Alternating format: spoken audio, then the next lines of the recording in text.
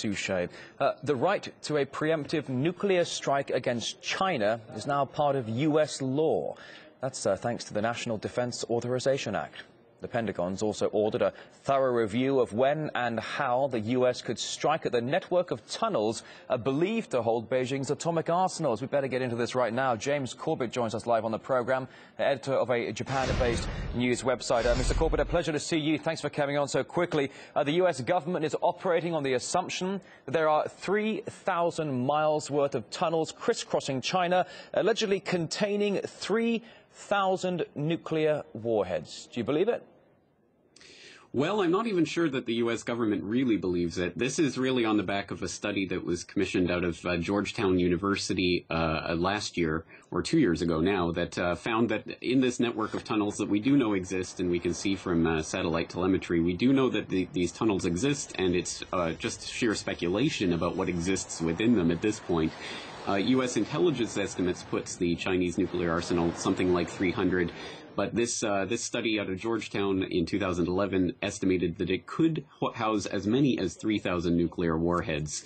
So basically, as part of the NDA 2013, they're basically saying that now Stratcom is going to have to commission a report to identify the potential problems involved in this and whether or not they'll be able to actually confront this with conventional or even nuclear forces in the event that they actually need to take out China's They're certainly assessing how big are these tunnels, how many warheads are in this tunnel. Previous reports had said 300, not 3,000. Now, we've got most of America's ballistic submarine fleet operating in the Pacific. We've also got more U.S. ships moving in that area. The Pentagon all the while promising to contain China and now planning for what they say a possible nuclear strike. Well, that's not exactly going to help already strained relations, is it?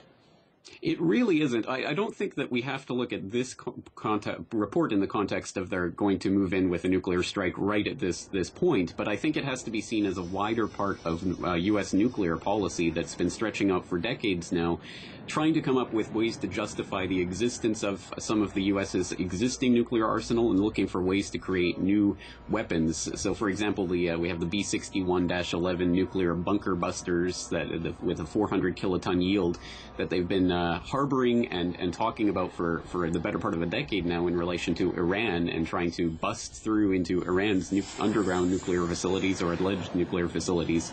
Now they're just shifting that rhetoric over to the Asia-Pacific as part of this Asia-Pacific pivot. I think to a certain extent this is just to justify the existence of the U.S. arsenal and to make sure that things like the New START, the Strategic Arms Reduction Treaty, basically gets scuttled before it really gets off the ground. And there's a lot in this new NDAA that really seeks to undermine the president's ability, should he ever want to actually reduce the nuclear stockpile.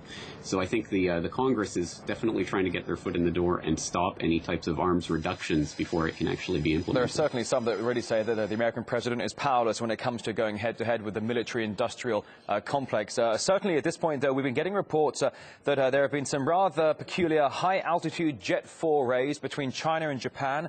Some Japanese jets tailing Chinese jets, basically playing some high-altitude games of cat and mouse, possibly reigniting another territorial dispute. They've been having disputes for quite some time now, certainly over some particular islands. Is it possible that those two could get involved in something slightly more intense? It certainly could, and of course the more bellicose that the U.S. becomes against China, the more safe Japan will feel in either threatening or responding to Chinese aggression. So I think it really only serves to put a match next to this powder keg that is the Asia-Pacific region, especially now that really this is heating up and the American attention is turning here. I think we're going to see more and more of these types of situations coming along that could justify even further military intervention. So we have to look at these types of nuclear rhetoric that's coming out right now, not necessarily as an intent to strike anytime soon, but certainly as something to keep our eyes on as this rhetoric continues to ratchet up. Well, as you well know, Mr. Corbett, the U.S. has been increasing its military presence in the Asia-Pacific region for quite some time now, certainly over the past 2 years, increasing it in somewhat called fairly drastic measures. Now a report of them examining possibly 3,000 miles loaded with nuclear warheads crisscrossing China. I'm sure certainly at the very least conspiracy theorists are going to have a field day with this. James Corbett, of the editor of a Japan-based news website, The Corbett Report, thank you for coming on today. You're welcome.